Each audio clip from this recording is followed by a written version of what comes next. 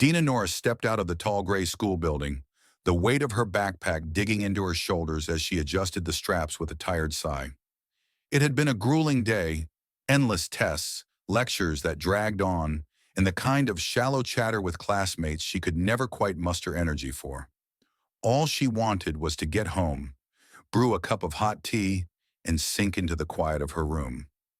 The sun was dipping low, painting the sky in deep oranges and purples, while the crisp air carried the faint scent of rain from an earlier shower. She walked along the sidewalk, her sneakers splashing through shallow puddles that mirrored the city's glowing lights.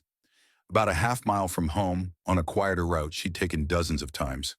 The streets weren't busy. Small shops were closing, their neon signs flickering as owners locked up, and a few people hurried toward the subway, lost in their own worlds. Dina preferred this path. It shaved off a few minutes compared to the main roads, and the solitude felt comforting. She turned up the volume on her earbuds, letting the familiar rhythm drown out the hum of passing cars and a distant siren echoing somewhere in the city. Humming softly, her mind drifted to the weekend. Maybe she'd sleep in, or watch that movie her friend had mentioned. For a moment she felt a rare calm, the exhaustion of the day easing as she walked.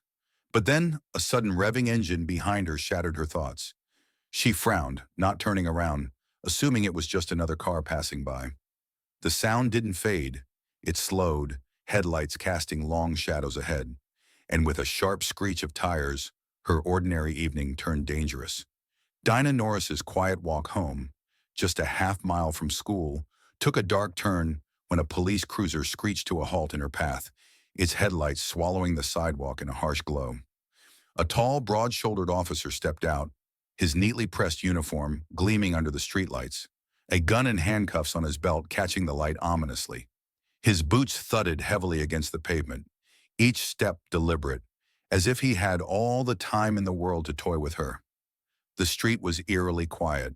Distant honks and the rustle of leaves faded into the background, leaving only the suffocating silence between them. He demanded her ID, his voice sharp with a rehearsed authority that brooked no argument, but his cold gaze and slow smirk revealed his true intent. This wasn't about law enforcement, it was about control. Dina, knowing she'd done nothing wrong, hesitated but handed over her school ID, her fingers trembling slightly as she unzipped her bag. The officer didn't take it gently. He swiped it from her hand with a lazy aggression, turning it over as if inspecting it for flaws, then let out a quiet, mocking laugh that made her skin crawl. Without warning, he flicked the card to the ground, the plastic clattering against the concrete a few feet away. Dina's breath caught, her fingers curling into fists as she bent to retrieve it, but his polished boots slammed down on it before she could.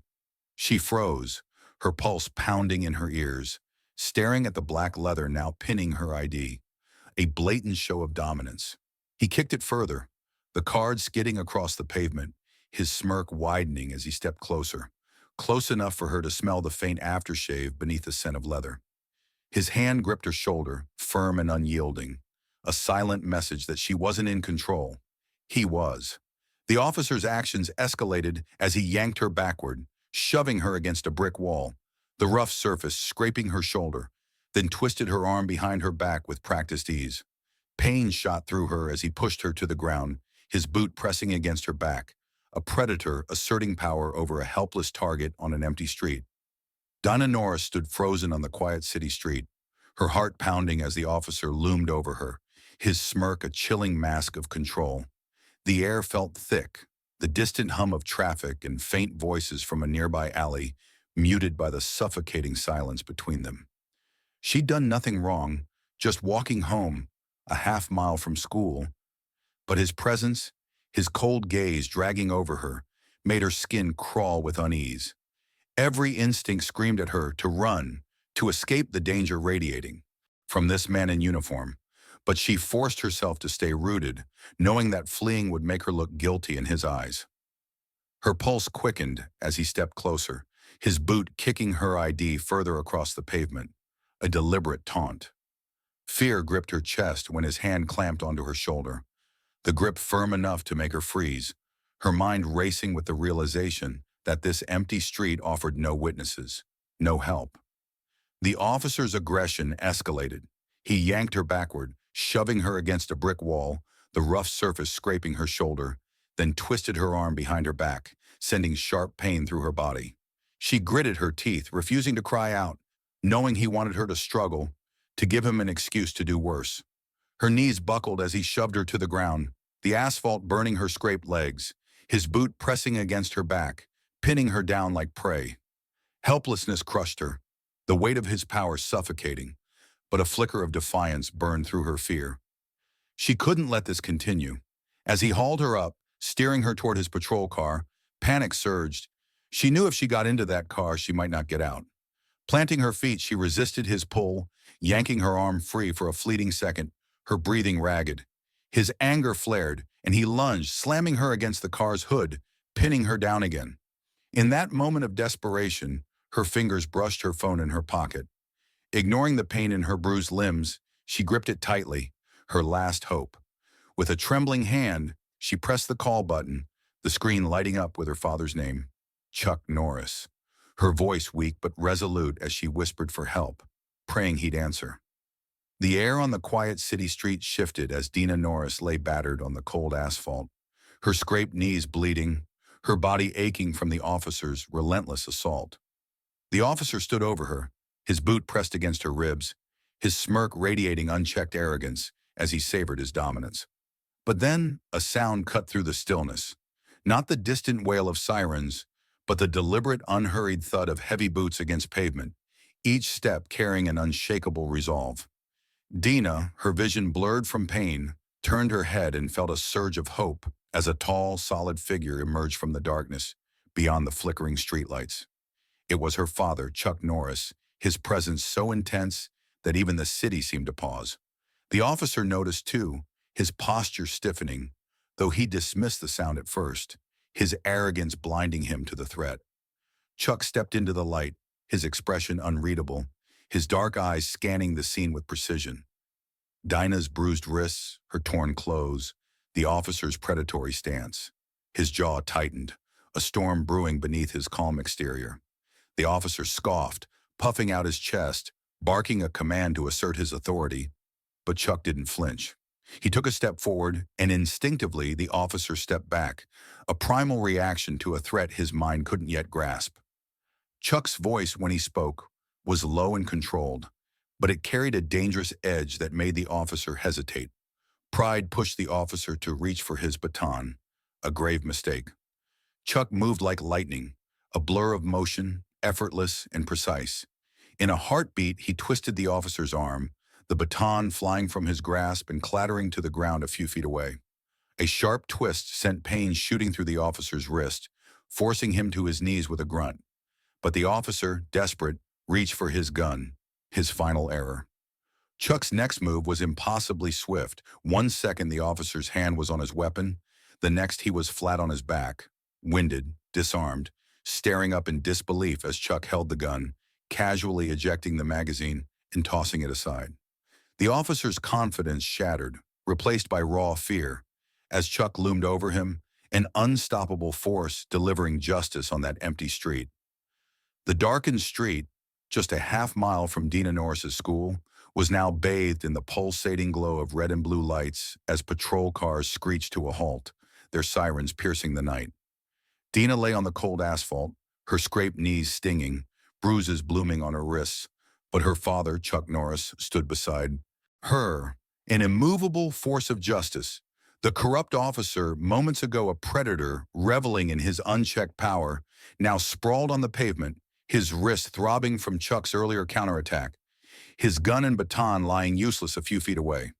His uniform, once a symbol of authority, hung limply on his frame, a disguise that no longer fit as his arrogance crumbled. Backup officers leapt from their cars, guns drawn, but froze at the sight before them. Their colleague disarmed, a young woman battered, and Chuck Norris standing tall, his presence commanding the scene. The highest-ranking officer, a seasoned man with hardened features, stepped forward, his gaze sweeping over Dina's torn clothes and bloodied knees, then to Chuck, a brief pause of unspoken understanding passing between them. Without hesitation, he barked an order. "Take his badge." The words hit the disgraced officer like a physical blow, his breath ragged as another officer hesitantly unpinned the badge from his chest.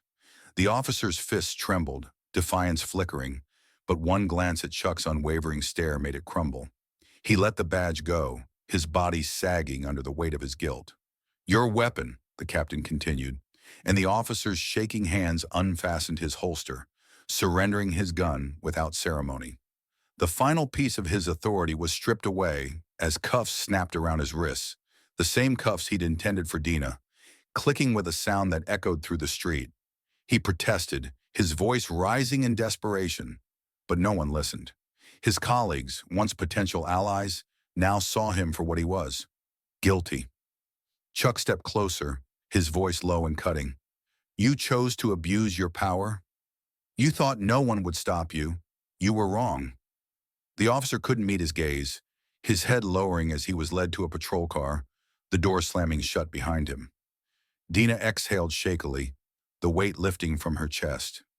Justice had been served, raw and immediate, proving that even on an empty street, accountability could prevail.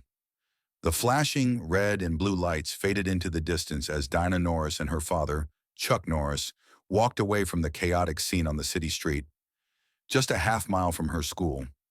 The night had been a nightmare. Dina's body ached with bruises, her scraped knees stung with every step, and the memory of the officer's boot pinning her to the pavement lingered like a shadow. But Chuck's presence beside her was a shield, his steady pace grounding her as they moved through the now quiet streets. He kept her on the inside of the sidewalk, positioning himself between her and the road, a subtle but powerful act of protection that spoke louder than words. The city felt different now. The flickering streetlights, the cracked pavement she'd walked dozens of times, all carried the weight of what had happened.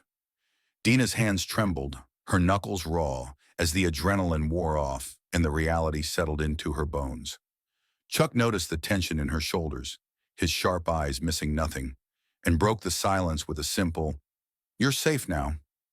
The words, direct and unwavering, sank deep into her chest, easing the lingering chill of fear. They reached her house, the warm glow from the living room window, a stark contrast to the cold night she'd escaped. Hesitating at the door, still rattled, Dina felt Chuck's firm but gentle hand on her shoulder, his voice soft. "Go inside. Get cleaned up. I'll be right here." Stepping into the familiar warmth of home, scents of wood polish and faint traces of dinner wrapping around her, she felt a safety net she hadn't realized she needed. In the bathroom, she washed the dirt from her hands, wincing as antiseptic stung her scrapes, and changed into fresh clothes, the soft fabric a relief against her bruised skin. Back in the living room, Chuck sat at the kitchen table, his watchful eyes calm but alert. She sat across from him, the silence between them comfortable, a shared understanding of what they'd been through. "Thank you," she finally whispered, her voice steadying. Chuck met her gaze, his expression unwavering, and later as he left he promised, "If you need anything, you call me." Dina knew, with him in her world, she'd never be alone again. The story of Dina Norris and her father, Chuck Norris, offers timeless lessons for those over 50 who've seen the world change yet still face its challenges. First, it reminds us that injustice can strike anywhere, even on a quiet half-mile walk home. But standing firm, as Dina did by calling for help, can turn the tide. For seniors, this means knowing when to reach out, whether to family or community, when facing unfair treatment, like a dispute with a service provider or a neighbor. Second, Chuck's protective presence underscores the enduring power of family. As parents or grandparents, we can be that steady hand on the shoulder for our loved ones, offering not just strength, but quiet reassurance in tough times, perhaps by listening to a struggling child or stepping in during a crisis. Finally, the officer's downfall shows that accountability matters, even late in life. We can model this by holding ourselves and others to high standards, whether it's calling out wrongdoings at a local meeting or teaching younger generations to do the same. This story affirms that age doesn't dim our ability to protect, support, and seek justice.